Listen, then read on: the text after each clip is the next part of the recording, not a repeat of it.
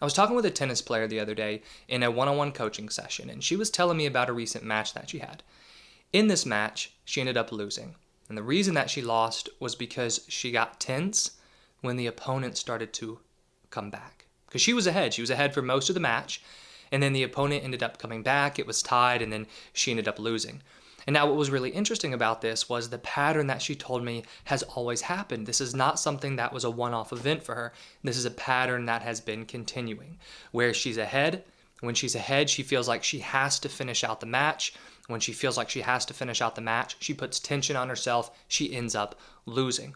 What's really interesting, though, is that when she is behind, so she's losing, she ends up playing really well because she's not putting the pressure on herself of having to win. She almost lets go and says, I don't expect myself to win at this point.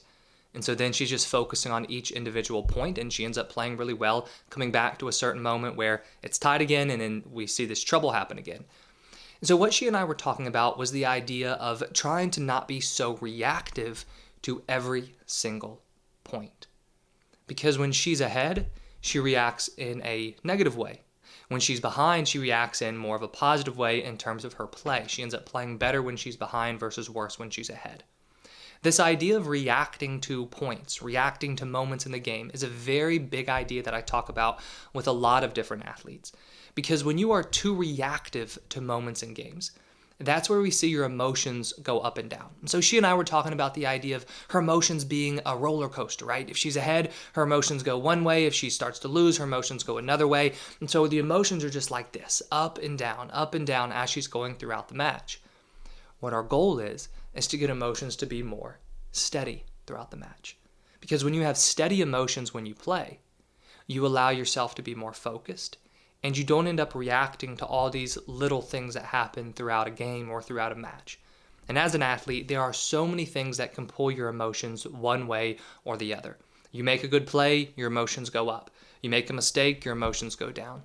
But not only is this distracting, but this is also something that can lead to fear, lead to tension, and actually take you out of the moment that you're trying to be in, where you're trying to perform in the zone and in the flow state.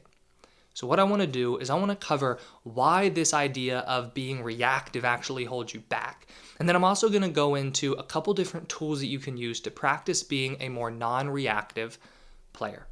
So why is it so hurtful for you to be reactive, right? After all, it sucks when you make a mistake. It's fantastic when you play really well.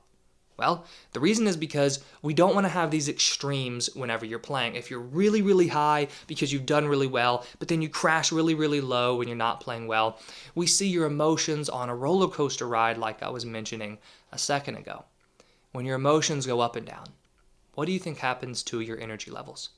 Well, your energy levels are going up and down too, because it's a huge energy drain to have these big peaks and then really, really low valleys in terms of your emotions. Now, it's not that we're trying to be robotic, and have absolutely no reaction to things during games, but you just don't want to get so high or so low, otherwise you take yourself out of the moment. While we do want to be careful not to get too high, because a lot of times getting too high when you're doing well can be followed by a lot of lows if you make a mistake.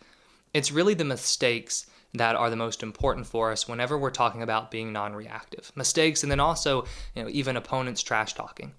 But the mistake part, that's where we can really see fear develop. That's where we can really see anxiety form if you react too much to mistakes in the moment during a game. So another example is a baseball player that I'm working with. And he and I have been talking about not being so reactive to strikeouts, where if he strikes out or, even just has a bad at bat where he gets out, a lot of times he gets really down on himself, really frustrated. Well, what does this do? Number one, it can lead to distractions in the field, because when he goes into the field, he's still thinking about the last at bat. He's still beating himself up. So then he's not as focused as he needs to be on making the play and just being ready for that next pitch when he's playing in the field. But we also see it have a direct effect on his next at bat. Whereas next at bat, he's not feeling as confident, and sometimes he even tries to do too much when he goes up to the plate. Instead of just trusting the process, trusting his skills, he tries to force himself to get a hit. And whenever you try to force something when you play, this leads to tension, and it normally doesn't lead to the outcome that you want when you're trying to force something to happen. But we see that forcing happen, and we also see the low confidence happen as a result of the reaction to the strikeout or the bad at bat that he had the previous at bat.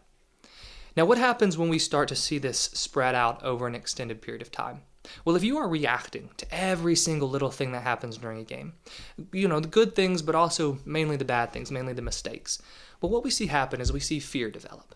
Because if after every game and during every game you're beating yourself up, you're getting really down on yourself, that's creating this really strong emotional attachment to mistakes. And the emotional attachment is a negative emotional attachment. And when you create that negative emotional attachment to mistakes, what's going to be your likely, just view of mistakes moving forward? Your view of mistakes moving forward will be that mistakes are bad. Mistakes are something that lead me to feel really negative. Therefore, I should avoid mistakes. Unfortunately, one of the main mental game challenges that I work with athletes on is the fear of making mistakes. Because while you might be afraid of making mistakes due to this reaction that you have, this really intense negative reaction, you don't want to make mistakes. But that fear of making mistakes changes the way that you play. It leads to you playing timidly. It leads to you playing tense. It leads to you trying to force things like I was mentioning with the hitter. Whenever you're trying to force things, you're playing tense, you're playing timidly, you're playing with fear, you do not play at peak performance, right? You do not play the way that you know how. So that's how we can see this idea of being reactive. So reacting to every little thing affects you both in the moment, so it can distract you during the game, and it can also affect you long term. But now, why don't you want to be so reactive to even great things that happen? Well, because during a game, a great thing that happens is fantastic, but you don't want to get too high because you still have the rest of the game to play. And if you get too high, you can get overconfident, so maybe you're not as focused for the rest of the game. But if you get too high, so too excited, you might end up feeling like, okay, now I have to keep this up. And this is something I see a lot in golfers actually, where they get really excited about how well they've been playing so far in the match or in the round. And then all of a sudden they think, okay, I really have to keep this up. I'm doing great. I have to keep this up. And instead of just continuing to be really focused, take it one shot at a time, be focused on every individual hole, now all of a sudden they're feeling like they have to keep it up. Then they put pressure on themselves, and so we see this high reaction, this high emotional reaction to doing well actually lead to more tension, and once again, some more fear of having it kind of go off the deep end, right, where you lose how good you've been playing, which then can kind of turn into a self-fulfilling prophecy where you do end up performing worse. So no matter whether we're talking about playing really well during a game or making mistakes during a game, bad calls during a game, right? That's another one. You don't want to be too reactive to bad calls. No matter what aspect of your game we're talking about, it's always safe to say that we want to be more non-reactive than we want to be reactive when it comes to your emotions during a game. Because you need to be focused. You need to be in the moment. You need to be confident. You need to be paying attention to the process of your game. And all of that becomes much more difficult when we have these extreme highs and extreme lows in terms of your emotions. So how can you be more non-reactive as an athlete? Well, there are two tips or two tools that I want to share with you. One tool helps long-term to start training your mind to be more non-reactive.